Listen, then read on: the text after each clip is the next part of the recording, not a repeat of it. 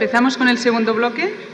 Empezará el doctor Dusteler hablando de la valoración del dolor en el paciente humano. Gracias, doctora Costa.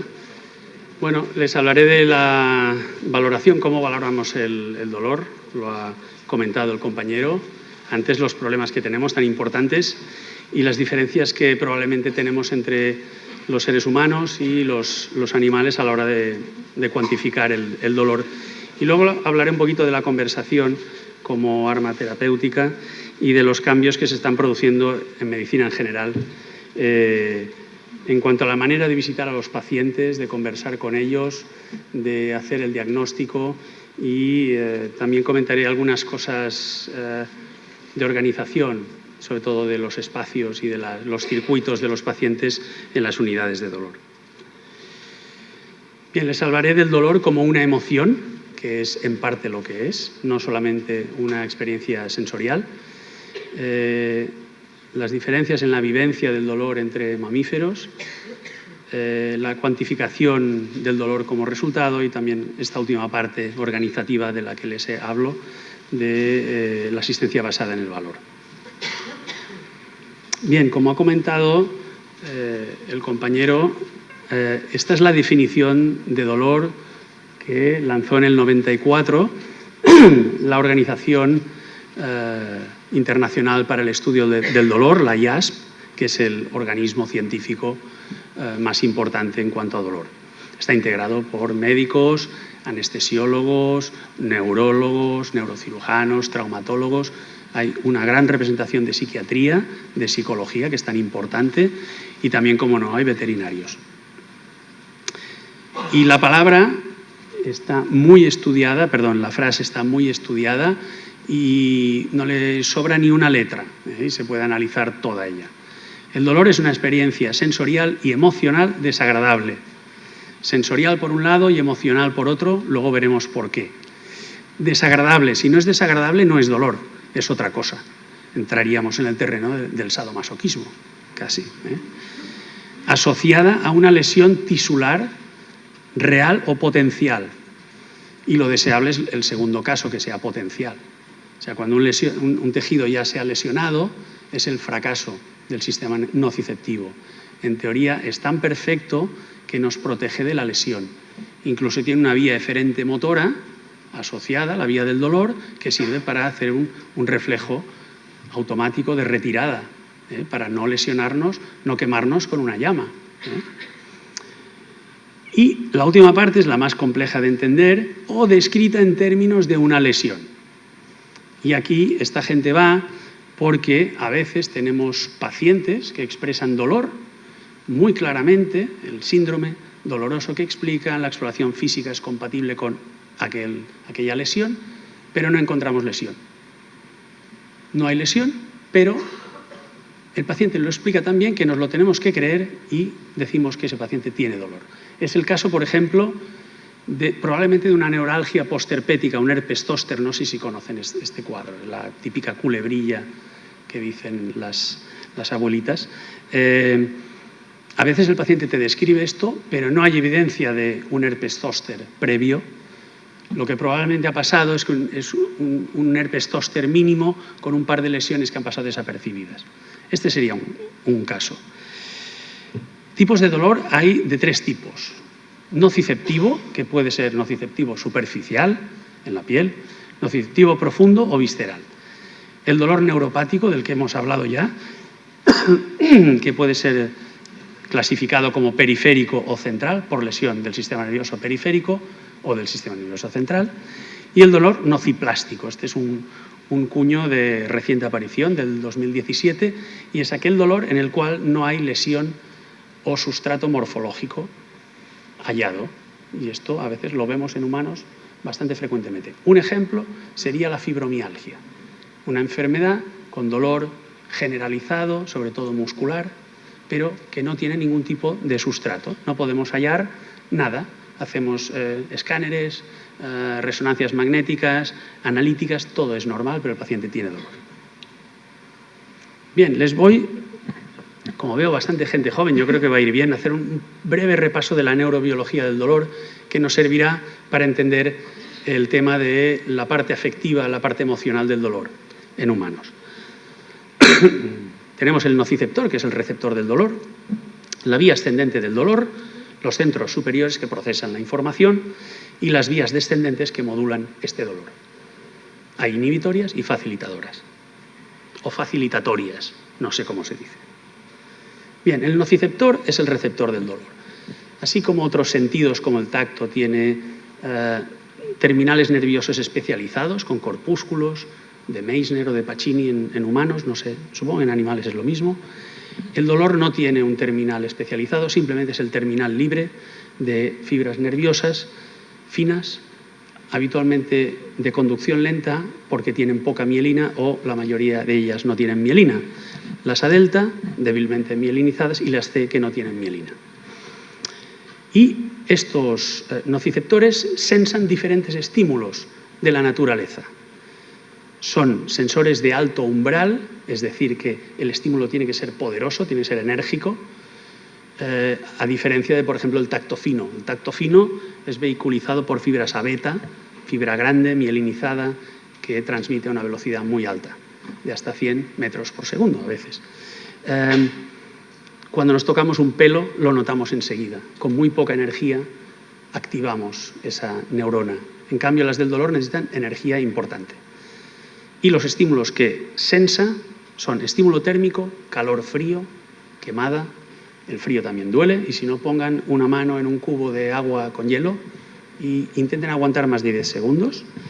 Estímulo mecánico, que puede ser punzante, puede ser cortante, una aguja, pero también puede ser una presión roma, puede ser un pellizco, un manguito que aprieta, esto es un estímulo mecánico.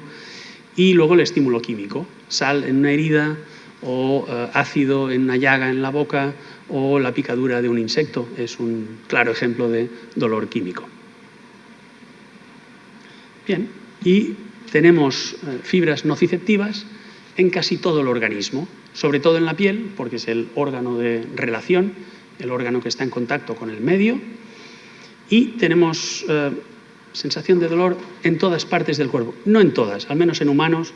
El parénquima hepático no tiene inervación nociceptiva, no hay inervación nociceptiva en el cartílago, porque habitualmente en las articulaciones de carga ese cartílago no tiene vasos, lógicamente, y cuando no hay vasos no hay neuronas, no hay fibras nerviosas.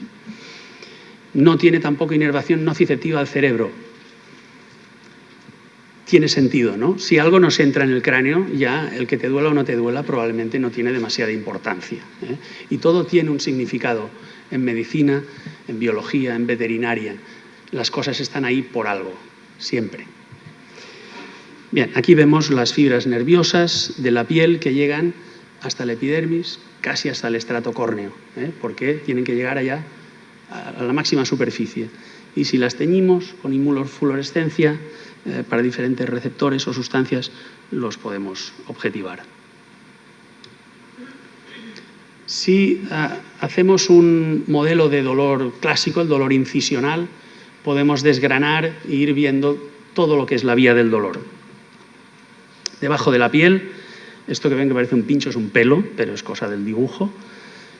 Vemos este corte, esta infección, este traumatismo, lo que sea, y una serie de sustancias en el medio que libera el tejido lesionado, y aquí unas neuronas que sensan estos productos, que clásicamente esta liberación de sustancias se había llamado la sopa inflamatoria en la antigüedad, pero que hay un montón de sustancias que van a parar a estos terminales, a estos nociceptores, y acaban disparando un potencial de acción, y todo el impulso nociceptivo sigue su curso. Estos terminales nerviosos están tapizados de una serie de receptores que sensan todas las sustancias que se producen durante la inflamación, durante la lesión. Sustancias liberadas por el propio tejido lesionado, como el ATP, la adenosina, los protones que acidifican el medio, sustancias liberadas por células cebadas, por macrófagos, células del sistema inmunológico, histamina, prostaglandinas, bradicininas, interleucinas, etc. También tenemos, no muchos, pero algunos receptores inhibitorios del dolor, como los receptores opioides, mu, los del GABA, entre otros. Aquí ven el TRPV1, aquí abajo el receptor vaniloide, muy importante para el dolor, ese receptor sensa calor, temperatura, cuando nos quemamos es gracias a este receptor, sensa el medio ácido y sensa la capsaicina. La capsaicina es un producto derivado de la guindilla, ¿de acuerdo? Por eso cuando vamos a un restaurante mexicano nos pica y tenemos sensación de que nos quema la boca. No nos quema, no aumenta la temperatura, es porque este receptor es el mismo que sensa el calor. Bien, la vía ascendente. Son 3 neuronas.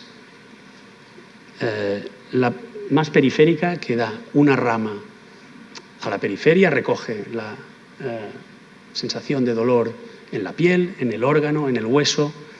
Tiene el cuerpo celular, el soma, en el ganglio de la raíz dorsal y una rama que hace sinapsis en el asta dorsal de la médula espinal con la segunda neurona. Esta segunda neurona, también llamada neurona de proyección, se decusa, atraviesa, pasa a la otra hemimédula y asciende por el tracto espinotalámico anterior hasta el tálamo, que es una primera estación procesadora muy, muy importante para el dolor. En el tálamo hay la última sinapsis con la tercera neurona que emite radiaciones al córtex somatosensorial primario, secundario, y cuando llega la información allá arriba es cuando sabemos la topografía del dolor, dónde nos duele, el carácter del dolor, si pincha, si quema, si es eléctrico, la duración, todo. En cada una de estas sinapsis hay participación de neurotransmisores excitatorios. Fundamentalmente, sustancia P y glutamato son los más habituales. Bien, podrán ver que hay una rama azul, como una... Esta de aquí.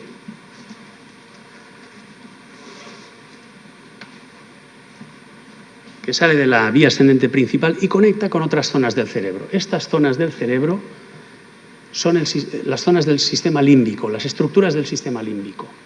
Son estructuras muy filogenéticamente muy antiguas y incluyen el hipotálamo, el hipocampo, la amígdala cerebral, el septum, el cuerpo calloso, un montón de estructuras relacionadas con la memoria, la gratificación, las emociones, la afectividad. Son importantísimas. Por tanto, neurobiológicamente, esta es la explicación de por qué el dolor es una experiencia emocional. Siempre lo es, y lo es por algo. El dolor se asocia a una emoción por algo, no gratuitamente. Seguramente el niño que toca una llama se coge tal berrinche y tal impresión que no vuelve a tocar esa llama nunca más en su vida. Hay un proceso de aprendizaje, de memoria, pero hay un proceso afectivo que necesita para hacer el condicionamiento clásico que hace el niño cuando se quema. Y por último ven otra vía que baja hacia abajo, desde el córtex a una estructura que es la sustancia gris periacueductal, sigue bajando hasta otra que es la médula rostral ventromedial y finalmente acaba modulando el dolor a nivel del asta dorsal de la médula espinal a la baja. Es la vía inhibitoria de modulación del dolor. Son como las riendas del caballo, y nunca mejor dicho en un foro como este. El dolor tiene un sentido biológico, pero cuando ya no tiene ningún sentido hay que inhibirlo, porque el organismo, el sistema, podría colapsar. Por tanto, que es la explicación de que cuando yo me doy un golpe en una mesa, tengo un dolor de 10 a los 5 minutos, pero luego ya se me pasa. Es gracias a este sistema de inhibición descendente del dolor. Bueno, y los fármacos que damos para el dolor actúan a diferentes niveles de esta vía. Los AINES, los anestésicos locales pueden actuar a nivel periférico, también a nivel central, los AINES, los opioides, los anestésicos locales a nivel medular, los damos, el tramadol sobre todo a nivel espinal, es un fármaco apasionante, con un mecanismo de acción curiosísimo, luego lo podremos comentar si quieren, y el metamizol actúa a nivel central. Mecanismo de acción del paracetamol, 100 años después de su síntesis, desconocido, no lo sabemos. Esto pasa en medicina, damos medicación, hacemos cosas que no sabemos cómo funcionan, pero cómo funcionan las hacemos. Metamizol, fármaco que hemos comentado antes, muy limitado al uso en Europa. a Alemania, porque es de síntesis alemana, y a la península ibérica. Pero en el resto del mundo no lo conocen, no saben ni lo que es en Estados Unidos el nolotil, el metamizol. Es un fármaco que funciona. Mecanismo de acción desconocido. Estamos igual que con el paracetamol. Esto ya lo hemos explicado. Bueno, y el sistema nociceptivo es tan perfecto que cuando hay una lesión del tejido se las apaña para producir hiperalgesia. ¿Qué quiere decir hiperalgesia? Hiperalgesia quiere decir que si yo aplico un estímulo, puede ser térmico, puede ser mecánico, puede ser químico, el umbral baja. Con mucho menos presión que antes de la lesión obtengo dolor, con menos temperatura, con menos concentración de producto químico, capsaicina, suero salino hipertónico, veneno de abeja, lo que sea. ¿Y para qué está esto? ¿Para qué hay una hiperalgesia primaria, que es muy acotada a la zona de la lesión, y secundaria incluso a distancia, zonas remotas a la lesión? Pues para proteger el tejido dañado. Si yo me rompo un brazo o me pegan un bastonazo y me rompen el cúbito, ¿qué haré? Protegeré la extremidad, no la moveré y no la usaré para nada, gracias a la hiperalgesia. Y el hueso consolidará más rápido. El proceso reparativo es mucho más fácil con la hiperalgesia. Si siguiera utilizando esa extremidad, no repararía nunca. O sea que todo tiene un sentido en la neurobiología del dolor. Bien, y aquí ya entramos un poquito en el meollo de la cuestión. El tema emocional, afectivo, yo estudié dolor con la doctora Margarita Puig, que ya está jubilada, fue mi mentora durante muchos años. Ella era una experta en opioides muy, muy relevante a nivel europeo e incluso mundial. Y en el laboratorio hacíamos diferentes experimentos con modelos de dolor, casi todos agudo, en ratón. Y ella me decía: Cristian, cuando hablas de animales hablamos de nocicepción. El dolor es en humanos. Que yo sepa, a los ratones no se les conoce emoción. Vale. ¿Es lo mismo en un perro? ¿Es lo mismo en un gato? ¿Es lo mismo en un caballo? No lo sé. Pero lo que probablemente no tiene el animal es la capacidad de hacer una proyección futura ante el dolor. Seguro que sufre y que tiene emociones. Un animal tiene emociones. Lo ves cuando tiene miedo, lo ves cuando tiene furia, rabia. Esas son emociones que pueden tener los animales. ¿El animal tiene esa conciencia del diagnóstico ominoso del cáncer? No lo sé, no lo creo. Pero el ser humano ve que se le acaba la vida y tiene que hacer cosas, y ve que no podrá ver crecer a sus hijas, ese padre que se muere, o que no podrá realizar los sueños que le quedaban por vivir en esta vida, si es que la vida está hecha para vivir sueños. Conciencia de final de vida, los humanos la tienen, saben cuándo se mueren. Cuando un paciente te dice: doctor, me muero, hazle caso porque se muere, lo saben. Los animales también, en principio, ¿no? Algún animal, los gatos se retiran, ¿no? A morir escondidos, que yo sepa, Bueno, todo esto condiciona muchísimo la experiencia, la vivencia del dolor, y probablemente los animales no tanto, o de una manera diferente. Luego, si quieren, podemos hacer un poquito de debate sobre esto.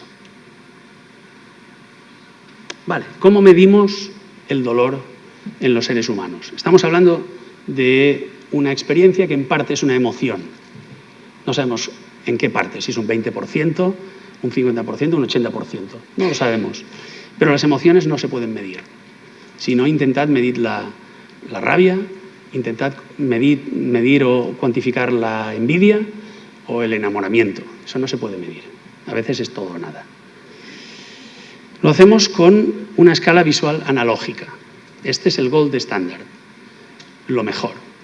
Lo mejor es una reglita que tiene un extremo que pone sin dolor y el otro extremo que pone el peor dolor que he sufrido en mi vida. Porque además el dolor es diferente en cada persona, depende de su experiencia vital. ¿De acuerdo? Tenemos la escala verbal numérica. Le dices al paciente, siempre de la misma manera: en la última semana, en reposo, ¿qué número me daría del 0 al 10 si el 0 fuera sin dolor y el 10 el dolor más fuerte que ha sufrido en su vida? Y entonces el paciente empieza a elucubrar: bueno, pero es que mira, el jueves Pues no, deme un promedio en la última semana. Bueno, pero entonces interviene la pareja o el acompañante. Tú calla. Mire, doctor, le duele mucho, le ha dolido muchísimo porque realmente complicado. Ustedes, el acompañante, o sea, el propietario del animal es el equivalente a nuestro acompañante, pareja, cónyuge, madre, en el caso de los niños, padre, abuela, la otra abuela.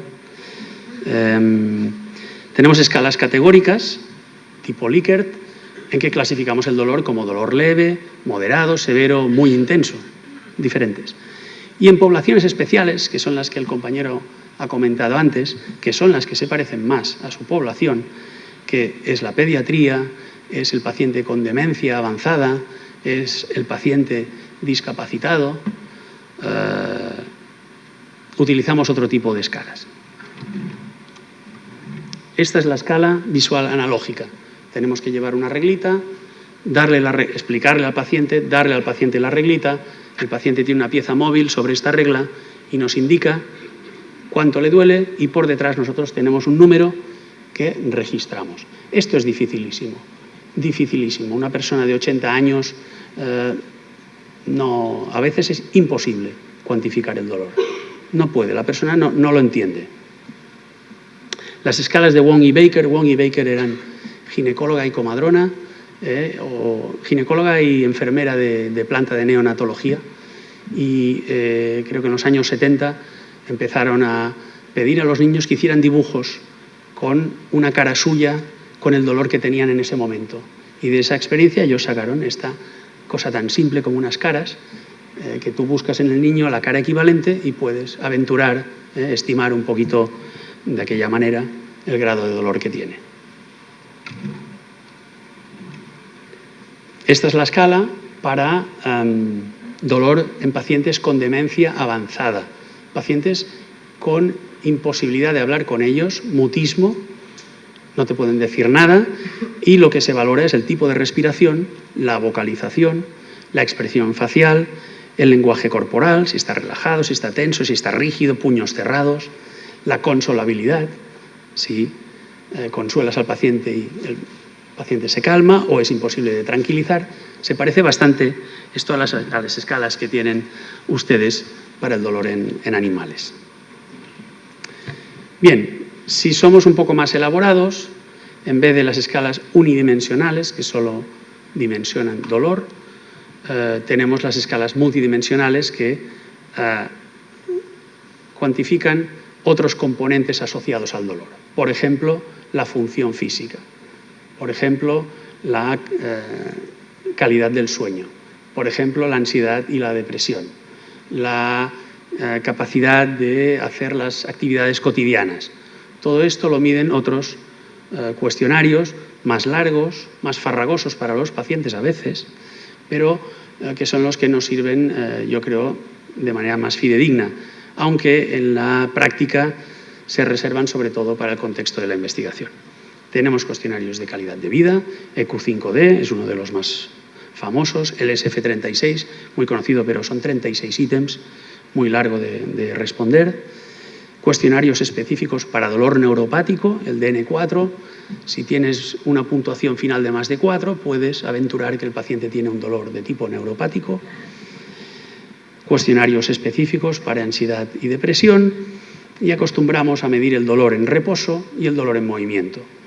Un paciente con un tumor óseo en la extremidad, lógicamente en reposo le dolerá menos que si se mueve, si camina. El dolor durante el sueño, un dolor que despierta al paciente durante el sueño, es un dolor muy intenso y muy preocupante. Y el sueño es necesario, el buen descanso es reparador para el paciente. Bien, ¿y cómo creo yo, y no solo yo, que lo mediremos en un futuro? Bien, pues como hemos dicho que la función física es un buen reflejo de la intensidad del dolor y al igual que en los animales, ¿qué hace un animal cuando le duele? Pues deja de explorar, deja de moverse, deja de beber, deja de comer y se queda en el colchón quietecito. Pues con los humanos pasa lo mismo. Un paciente que tiene dolor no sale de casa, un paciente que tiene dolor no camina apenas y se queda en un rinconcito en su sofá sin moverse. Bien, hoy en día todos los que estamos en esta sala, yo me atrevería a decir que el 100% llevamos un aparato de este calibre, un móvil, que tiene acelerómetros y que además nos mide los pasos que damos al día, la distancia que recorremos. Hay apps que te miden la calidad del sueño, sobre todo si tienes una pulsera inteligente o un smartwatch. Estos te dicen durante el sueño, son capaces de ver cuántas veces te das la vuelta, cuántas veces te despiertas, cuántas veces te mueves. Asumiendo que el paciente que duerme y no se mueve nada es que está descansando profundamente. Pues bien, yo creo que de esta manera podremos medir mucho mejor el dolor que con la escala de EVA o con la escala verbal numérica. Y cuando hayan grandes bases de datos con trillones de pacientes o de personas de los cuales podamos extraer estos datos, seguramente podremos tener una información mucho mejor. Esto entra dentro del campo del Big Data. El Big Data no son 1.000 pacientes o 3.000 o 10.000, son trillones. Pero es posible que en el futuro podamos preguntar con consentimiento del paciente el patrón de deambulación de un paciente antes de tener el dolor, antes de ser diagnosticado del cáncer, meses atrás, años atrás, cuando lleve esto en marcha a tiempo, y compararlos con el patrón de deambulación actual, porque no registra una máquina los pasos de manera igual de un paciente que cojea comparado con un paciente que no cojea. Por tanto, podremos modelizar o aprender lo que es una cojera o lo que es un paciente con dolor cuando camina, y yo creo que la cosa irá por aquí.